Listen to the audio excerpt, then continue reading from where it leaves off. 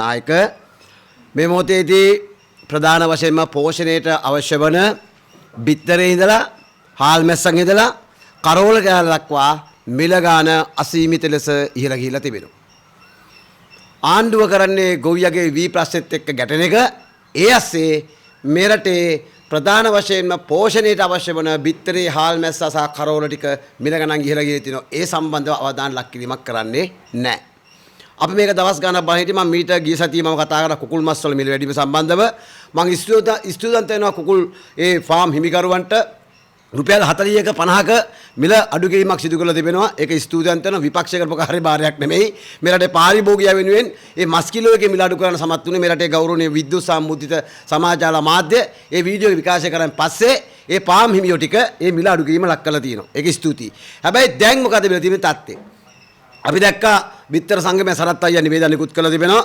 ඒ තමයි මේ බිත්තර වල තිබෙන ආහාර මේ ප්‍රශ්නයක් තිබෙන විශේෂයෙන්ම බඩේරුඟු ආනයනය කිරීමට අවසර දීලා නැහැ. ඒ ප්‍රශ්නයේ උඩ බිත්තර මිල ඉහළ යාමක් සිදු වෙලා තිබෙනවා.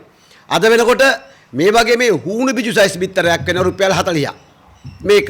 ඊට මීට වඩා ලොකු ග්‍රෑම් 65කට 60කට 55කට ආසන්න බිත්තරයක් වෙනවා. රුපියල් 43ත් 45ත් අතර ප්‍රමාණයක්. අද තමයි ඒගොල්ලෝගේ බිත්තර මිල ගණන් තීරණය කරන දවස.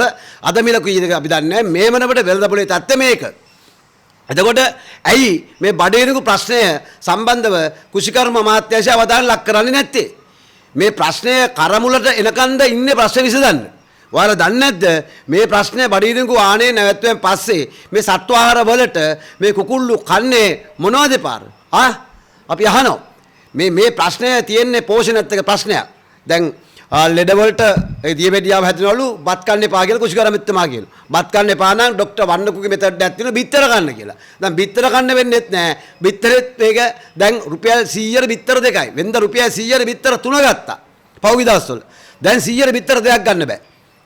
හරිද? ඒතර මේ මිල වැඩිවීම රජය විශේෂයෙන්ම ළමේ පාරිභෝගික කටයුතු ඇමතිවරයා වසන්ත සමරසිංහ මේ ගැන දන්නේ නැද්ද? අපි අහනවා.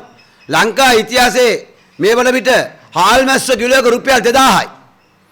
කරවල කිලෝයක රුපියල් 3000ට ආසන්නයි. කරවල බලය කිලෝයක රුපියල් 1700යි 1800යි තොග. හරි තලපත් කිලෝයක 2800යි 2700යි. හරි පරව් කට්ටා මේ කරවල තිබෙන්නේ පෝෂණය සපුර ගන්න මිසක් සත්තුන්ගේ පෝෂණ දා නෙමෙයි. හැබැයි මේ පැත්තෙන් මේ මිල ගාන වැඩිවීම තුළ බරපතල සෞඛ්‍යම ගැටලු ඇති වෙනවා. බත් කන්න එපා නම් අපි විකල්ප වලට යන්න ඕන. ඒ තමයි මස් මාංශ. දැන් ඒකත් මිල ගාන වැඩි වෙලා. අද වෙනකොට මේ හාල් මැස්සෝ මේ තියෙන හාල් මැස්සෝ මෙන්න තරාදිය ග්‍රෑම් 10යි. ග්‍රෑම් 10ට අල්ලන හාල් මැස්සෝ 10යි. එතකොට හාල් මැස්සෙක් වෙන රුපියල් 2ක්. බෙල්ල කඩුවෙන් පස්සේ හාල් මැස්ස රුපියල් 2.50 2.75ක් වෙනවා. මේ හාල් මැස්සා.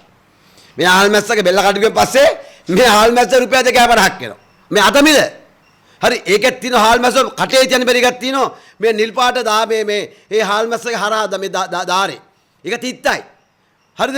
ඒතර මේ ප්‍රශ්න ඇවිල්ලා තියෙන්නේ යුද ගැටුම් නිසා තමයි. මොකද ලංකාවේ හාල් මැස්සෝ ඉල්ලුමට සැපිපදී ගන්න බෑ.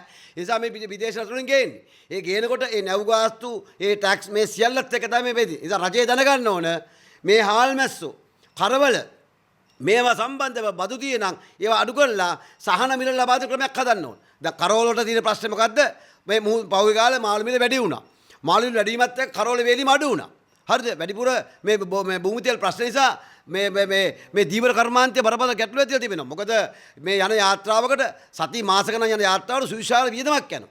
ඒතර ඒ වියදම කවර් කරගන්න විදියක් නැහැ. මේ ප්‍රශ්න නිසා තමයි කරවල ගැටලුව ඇතිවෙලා තිබෙන්නේ. ඒ නිසා අපි ආණ්ඩුවට කියන්නේ මේ වෙලාවේ පාරිභෝගිකයාගේ පෝෂණය පිළිබඳ හිතනවා නම් කරුණාකරලා බිත්තර මිල ඉහළම නවත්ත ගන්න. ඒ බිත්තර කර්මාන්තයට අවශ්‍ය වන ඒ ආහාරමය ද්‍රව්‍ය ඇතුළු ඒ දේවල් තහනම් දාලා තිබෙනම් ආනේ නවත්තලා තිබෙනම් ඒවා නැවත ගෙන්නලා ඒ පැත්ත ශක්තිමත් කරන්න. නැත්තම් වෙන්නේ පාරිභෝගිකයා පරිප්පෝ ගන්නේ.